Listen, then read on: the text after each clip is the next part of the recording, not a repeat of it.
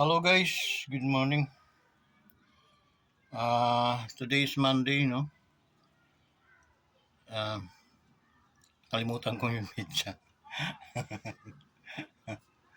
Monday, Monday. Teka,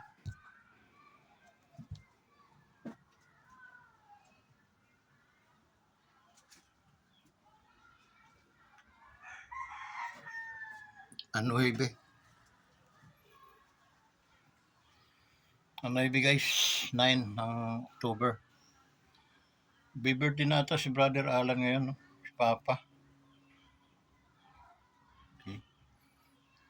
Si Mana Merla.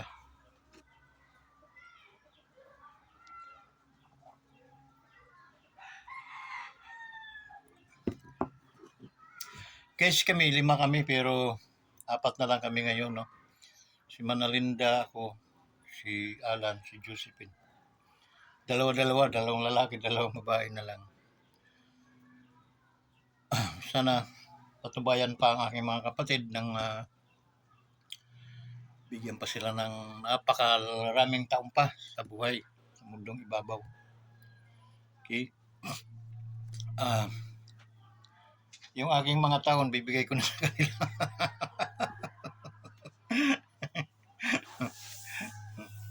Para pakinabangan nila ng gusto yung ah, buhay. Okay?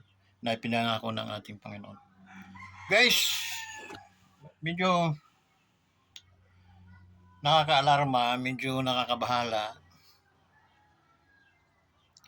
Sa likod ng kasayahan natin, no, may nagtatagong mga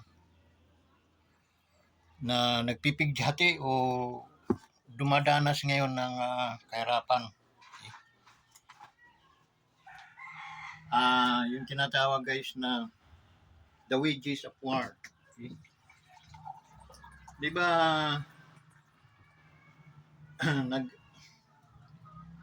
nag-vlog na ako regarding the wages of war and the essence of war, no? Okay, essence of war, and then if you yield, no, that 3 letters WER, once na mag kayo doon, okay, tapos na kayo doon sa the essence of war. Naamoy niyo yan eh. Naamoy natin yun guys. Okay. Hanggang ngayon dito sa Asia, buong Asia, naamoy-amoy pa natin yan. We are now in the stage of essence of a war. Okay? But it's sad to say, intro muna pala tayo. Shout out guys sa ating mga kawanderers, solid, and then sa ating mga OFW, no, na nasa kagitnaan ng gira ngayon ng Israel, no, din sa Palestine, no, Palestinian. Ingat kayo always guys, no, magipag-coordinate kayo palagi sa government para at least alam ng government kung anong mga nangyayari sa inyo. Okay? Yung Israel is malapit din sa puso ng Pilipino yun. Okay? So,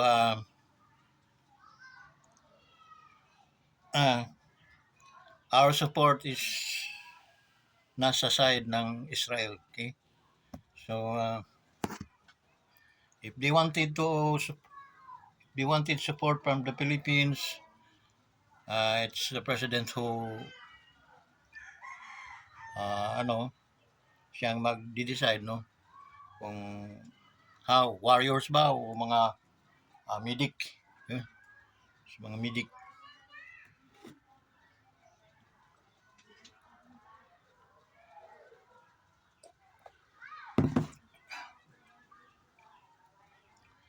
Barbarians yung mga kalaban ng Israel guys, pati mga civilian na kabataan na Israelites pinapatay, and then ginagawa nilang hostage. Bawal yan sa batas ng ng kapayapaan. Civilian is a civilian. Kawawa nga ang civilian pag may giyera kasi sila palagi ang damage. Okay? Mas marami ang civilian na damage. So guys,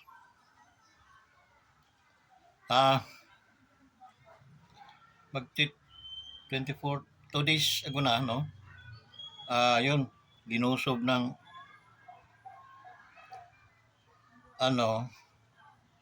ng mga militanting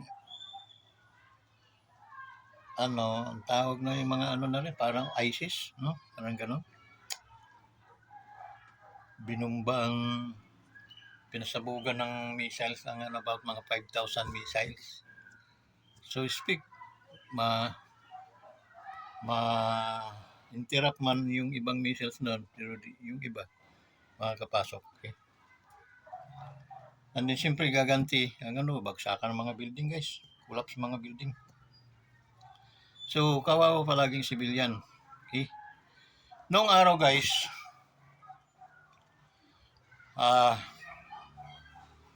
mga first yung mga century yun, no? Mga 20th century yata yun. ngayon ang 20 pa. Yung mga year 100, 102, 101. So, kita natin, guys, noon, pag nagdeklara ng war, dadayuhin yung palasyo nyo.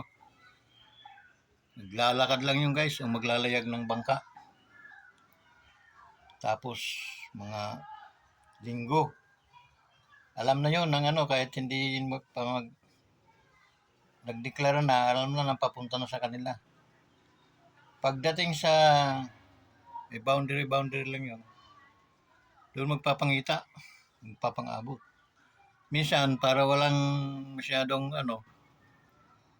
pag ang sigalot ay balit lang, mag-u-offer na lang yun kung sino mga pinakamagaling nilang sundalo versus pinakamagaling din naming sundalo. Pag-aawayin yun. Katulad nila Goliath at saka ni David, na? May mga palabas din sa sine na ganyan din. Kampi-kampi yung mga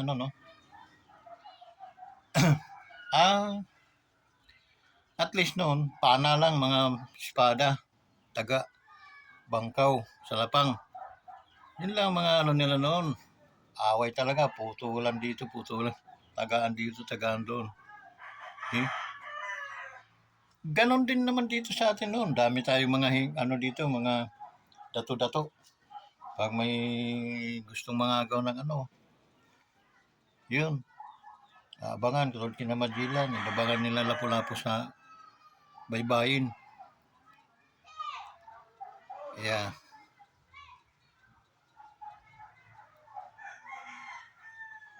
Nadali nila.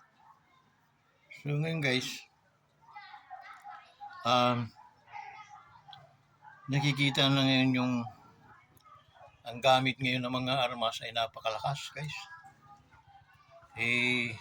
Uy, pre! Wala, panis na. Anak ng sinasabi ko na nga. Siya yung maaga ka eh. Sinasabi ko ng panis Buong na. araw na eh. Guys, si Paring Boy, yung dating artista na ngayon ay namulubi na.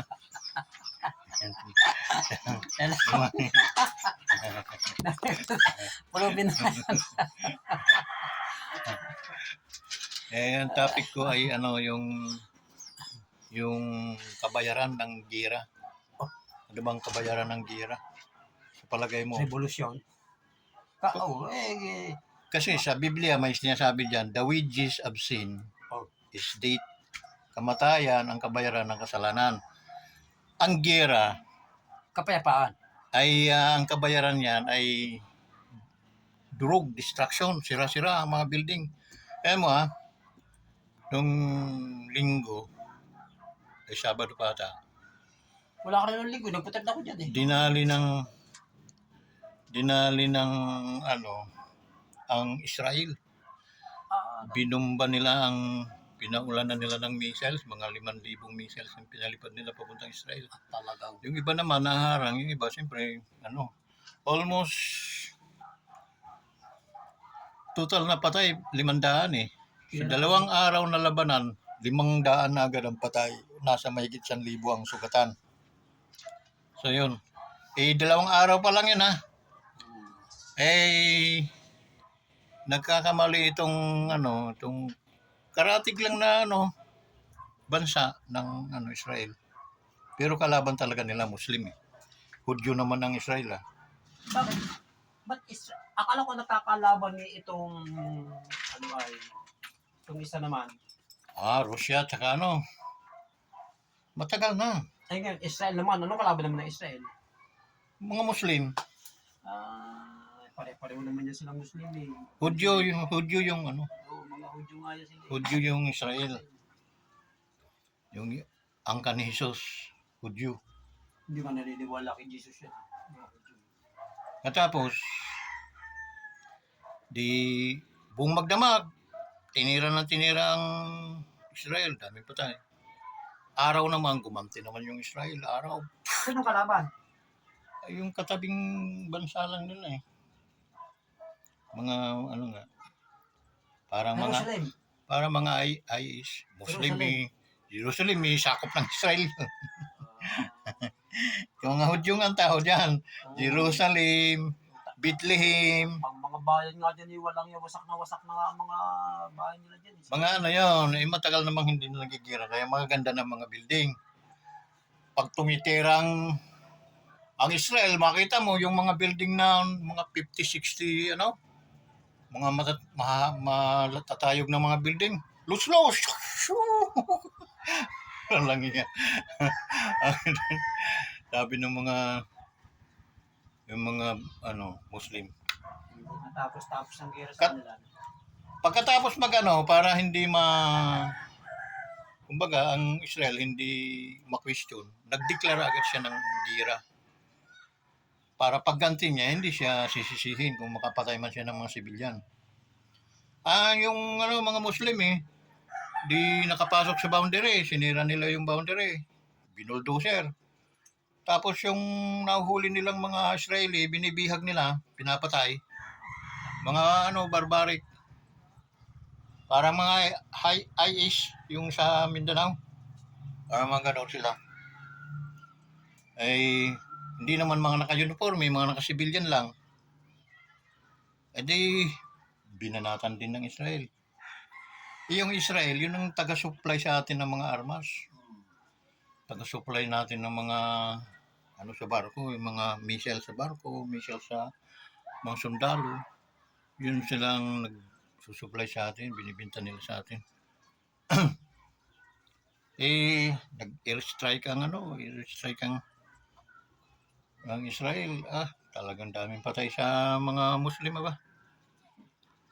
Tapos yun nga, sabi ko dito maano natin yung yung tinatawag na kabayaran ng gira ay yung wasak talaga, durog yung mga kalsada, durog yung mga building. Katapos sana naman mamulat yung mata ng mga Pilipino, mga hambugiro, lalo na dyan sa Senado, yung mga nagtatapang-tapangan nating mga senador. Kumuha kayong walis tingting, tukuran niyo yung mga mata, titigan niyo yung gera. Ayun ang gusto niyong hamunin ng China ng gera. Okay? Palali kakayanin ng China. Durog-durog yung ating mga highway, durog-durog yung ating mga airport, yun ang unang titirahin ng mga missiles nila. 10 minutes lang, nandito na sa Maynila ang mga missiles nila. Lumalagabog na dyan. 10 minuto. Okay? Nagano karami yon?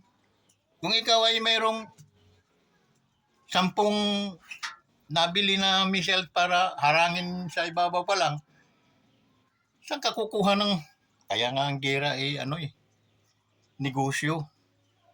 Negosyo yun. Kaya ang daming nagbibenta sa atin ng mga eroplano ngayon. Ito na. Kunin ninyo. Tapos, ang yayabang pa. Lalo na yung mga ibang vlogger na nagyayabang sarap pag tutuktukan ng martilyo ang ulo. Hindi pa rin tumitigil talaga. Gusto gera talaga yun. Oo, ito si... Wala na akong radyo eh. Kaya sabi ko, mga gago ito, yan, ay titigan ninyo mabuti eh. Ano yung magiging bunga ng pag naggira? Unang-una, gugugutumin tayo. Di nga nagigira, gutom tayo eh. How much more yung maggira pa? Gago nga mga lintik eh. Ito nga ngayon, di puta na taas sa tabili. Magigera pa, di lalo na gutom. Tsaka tingnan mo, nakakakain pa tayo ng 3 beses. Kung ikaw yung mayaman ngayon, tulad ako, may, kahit pa paano, may sasakyan ako. Pag naggira ba, hindi ba mawawarak yung aking sasakyan po? Hindi nga 3 beses. Ako kumakain, 1 beses na lang eh. Ay, at least nakakain pa. Pag mag-ano tayo ng gera, eh baka kapwa natin tao, ay kainin na natin. Kaya sabi ko, ang isa na ulo to, instead na, lalo na ito si itong senador na ano, si Rupo, ay, ano ba? Si Bichibiri. Rapi Tuplok. Saka si Bichibiri siya ang naghahamon din eh. Ito si Rapi, hindi ko akalain na ganyan pala kabubo ito. No, ay formal ito dumali nung ito ay ano, nasa hindi pa kilala ang programa nito, yung parang pipitsugin pa lang na ano ito na. Oo. Oh, okay. Kumbaga, sang-ayon ako sa kanya dati, sa totoo lang. Dahil nga, matapang yung, sir, hindi naman pwede yung gano'n, yung balong kakausapin ka talaga, no? Iyan ay nasa Senado ka na, hindi naman pwede, kailangan gumalang ka sa mga, mga taong, mga ganyan. Mas matatalino sa iyo, mas mga nag-aral. Ikaw, naging senador ka dahil nga sikat ka, at pero alam namang wala naman laman ang ulo mo. Eh? Dinibate ni Pia Cayetano sa mayroon siyang inanuhan na batas, hindi man may paliwanag-liwanag ng maayos. Sabi ni Pia, hindi naman pwedeng ganun yan. Kailangan may paliwanag mo ng maayos yan. Sanay na si Pia, matagal na senador yan. Ang gusto ni Tulfo, yung siya talagang masusunod na wala. Pag tinignan mo yung debate nila, wala.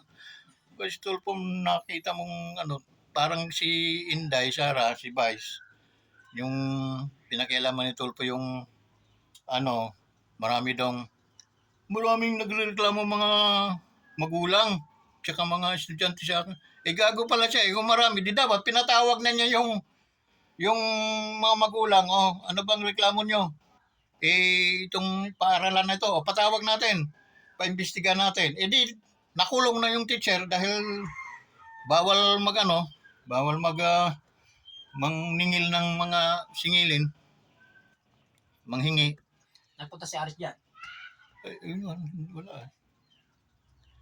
So yun, inaano ko lang yung na ang hirap marunong-marunungan na hindi naman abot talaga ng yung kasi lumakas lang loob din nito ni Tulfo dahil nga sa kumita ito ng malaki sa YouTube, okay? Sa social media, okay? Hindi pa nangalahating kita niyan sa pagiging announcer o broadcaster ba yan? And hindi pa nating niyan. Pangkain lang niya yung kaya nangyari dito siya sa YouTube, kaya ang nangyari naman pinagkakitaan nila yung tinutulungan nila. So yun, malinaw yun. And then ngayon tumakbo siya na doon dahil marami nang natulungan eh. Ngayon tingnan mo mga nagsisisi na yung mga dahil nga mali. Okay? Nagyayabang-yabangan sa Senado. Kaya ang Senado nagiging husgado na. Hindi kayo dyan para mang-imbestiga. Hinalal kayo ng tao para gumawa ng batas. Hindi kayo hinalal dyan para manghusga o mag-asta ng mga kayo. Tawag noon, mga hukom. No? Dapat dayuhin kayo ng mga hukom dyan pag mamartilyon yung mga ulo nyo. May oras ba yan? Alas 11:30. Uwi mo na ako. Ha? Uwi na ako. Saan ka galing? Nakapag-inom kayo Drakol. Nakapag-inom? Anak na. Okay na si paring boy. Bukas, bukas, Inano ko lang kasi wala kayo. Dala-dala ko ngayon. tanghali ako pa rin napunta dito at masama ang pakiramdam ko. Tagal-tagal namin naghintay eh. Kahapon, nandun din ako. Sabi na Aris, hindi ka nagpupunta. Anding at linggo. Ayun, napakalis na. Sayang. Sige. Oh, ingat. Yun guys, no, na ano ko yung na lumayo tayo, no? Pero sa totoo lang tama naman yung mga inaano, yung mga ano kay Senador Rapi, no, dapat kumambyo ka na, sir. Kambyo ka na, primera, andun ka sa segunda ay umiiyak na yung makina. Okay.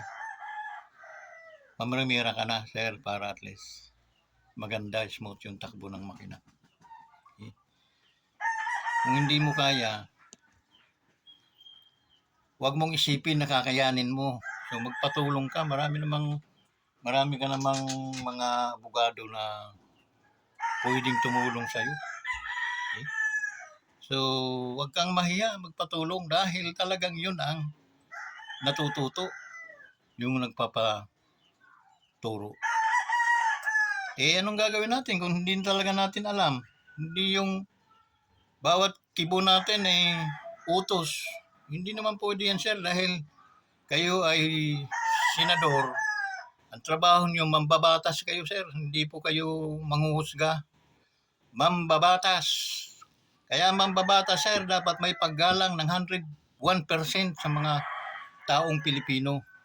Yung inyong mga pinatatawag dyan, taong Pilipino yan, galangin po ninyo.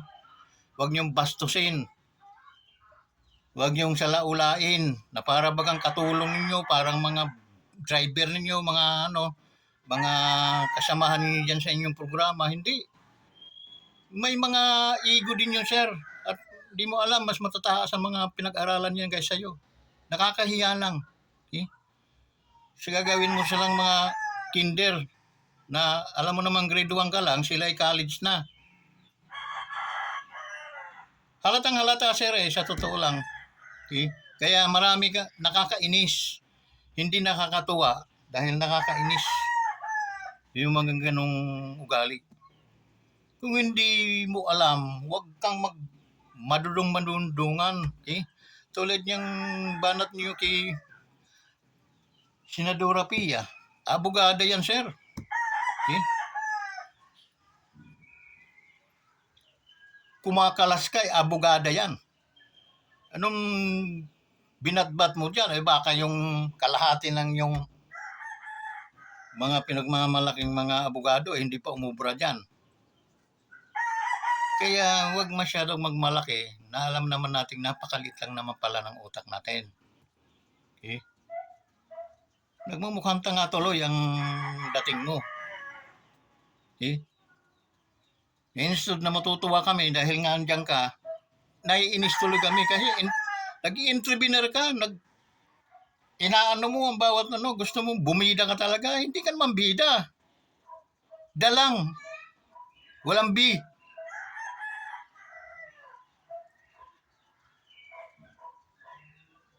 Maaga pa, Mr. Rolpo, kailangan magbago ka pa. Balik mo lang yung ugali mo nung araw. Yung marunong kang rumispito at gumalang. Kasi, yung mga iniimbestigan nyo, baka isa yun sila sa mga nagsusweldo sa'yo, ambag ng sweldo ninyo. Hindi lang naman sa'yo, sa iba pang mga kasamahan nandyan sa Senado. Kaya magbigay galang kayo sa kanila. Hindi lahat ninyong mga iniimbestigan dyan ay basta na lang yung murahin, basta na lang yung i-down. Salamat ka, hindi ka pinapatulan. Sa totoo lang.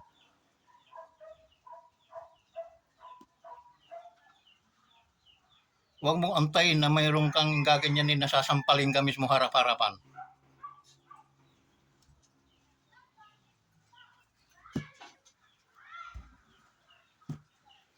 I-review mo yung mga mga tape ninyo diyan sa Senado. Pag nagano.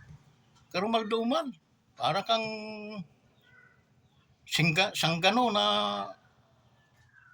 matapang ka ba talaga? Bastos na, balasubas pa.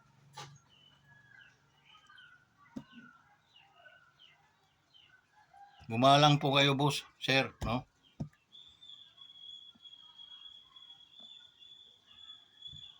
Ang paglilingkuran nyo ay taong bayan, hindi yung sarili ninyong ego.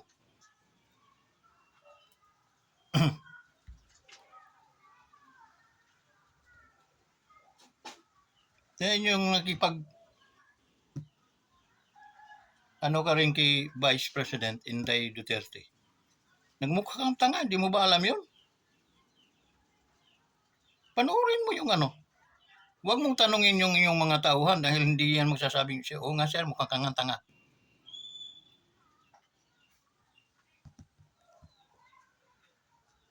Panoorin mo yung banatan nyo ni Senador Pia. Di kayo nagmukhang tanga.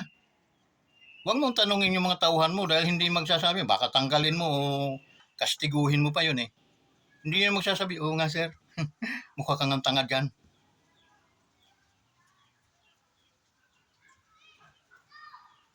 Ang kulit mo tapos wala namang saysay, walang laman yung kakulitan mo. Eh? Pabalik-balik ka lang na nonsense talaga. Marami yan. No? Kaya pati yung abogadong magaling, di nakakabanggaan mo. Kasi nga, pinaliliwanag yung batas, ikaw naman na mambabatas, sinusuway mo ang batas. Gusto mo rekta, shortcut. Kung anong gusto mo masusunod. May proseso tayo, boss. Okay?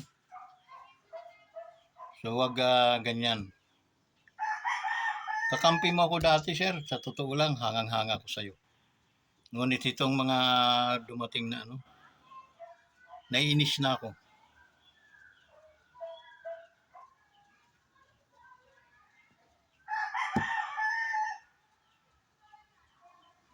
Yung may video kang ano na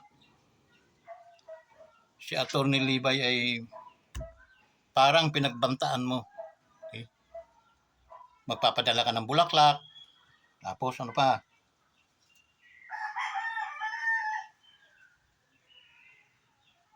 Baka bigla lang matumba, biglang sumabog. Okay?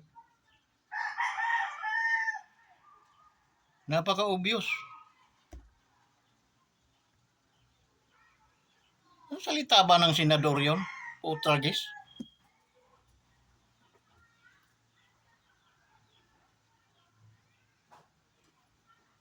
Na ito pa, napakarami mo talagang ano, butubot sa buhay bilang isang senador. Yung mga cell site sa ano sa mga kampo ng pulis, mga military. Baklas yan.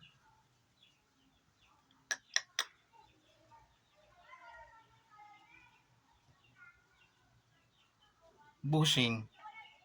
May mga kontrata yan. Dapat binasa mo muna ang kontrata tapos may isang kang 200 kang abogado, magsampa sila ng kaso. Magsampa sila ng petition. Para i-ano yung kontrata. I-question. Di yung dahil senador ka, anong lalabas sa bunganga mo, kahiya eh. Then you're aiming to become a president in this nation? Oh my God. Pag wala ka pang 2 buwan ay pinababa ka na. Nag-rally na lahat ang mga Pilipino.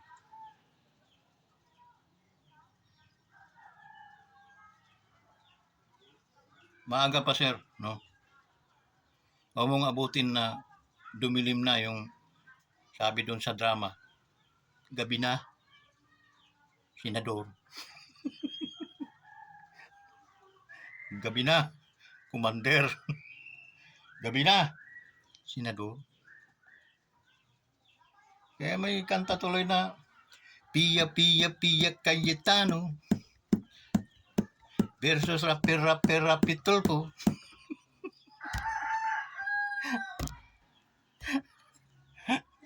Ginawa ka tuloy ni Madam Pia. Pero kung ginawa mo,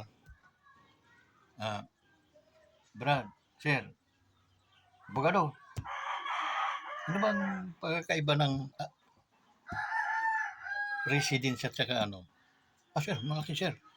Sige, ganun. Okay. We clarify this. Yan na muna natin yung ating ano kasi marami tayong babaguhin. Alala ko yung abogado namin sa ano noon, sa Rawis, Basud. Palagi yung postpone ng kaso. Ay, postpone the case.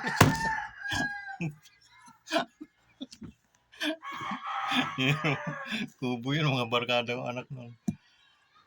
Kubo na abogado. So, yun lang, sir, no? Napapansin ko. Sana, wag naman, sir, parang siyang gano'n ang dating natin. Wag naman na parang tayong barbaric, no? Parang tayong palaban. Hindi ka naman talaga palaban, sir, sa totoo lang. Okay? Kaya, wag magyabang-yabangan kung hindi naman talaga kaya. Okay? So, kung alam namin talagang kumakain kayo ng mga tinga ng tao, ako nakakain na ako.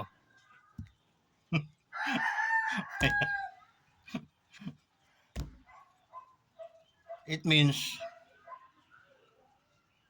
doon natin masusubukan yung yabang ng tao. Puro salita lang, para kang ilog na napakababaw. Ingay. Yun guys, hanggang dito na lang at sana hindi na tayo na nakarating sa ating totoong topic, yung the wages of sin, the wages of war, no? We just pray, no? Pray natin yung kapayapaan, the God of the Shalom, no? The God of Shalom, okay? The God of peace. So, panalangin natin na magkaroon ng magandang usapan para hindi malos yung mga buhay, hindi dumanak ang dugo sa ating mundo. Okay? Kasi kunik-kunik na yan. Once na yan ay mag-apoy, kunik-kunik na yan guys. Alam na ninyo ang gusto kong may pahiwatig sa inyo. So hanggang dito na lang. Sa sunod nating tampok, yun, magpaparto tayo guys. Okay? So magandang umaga sa inyong lahat at pagpalain kayo ng ating Panginoon. Peace to be with you. God shalom. Bye-bye.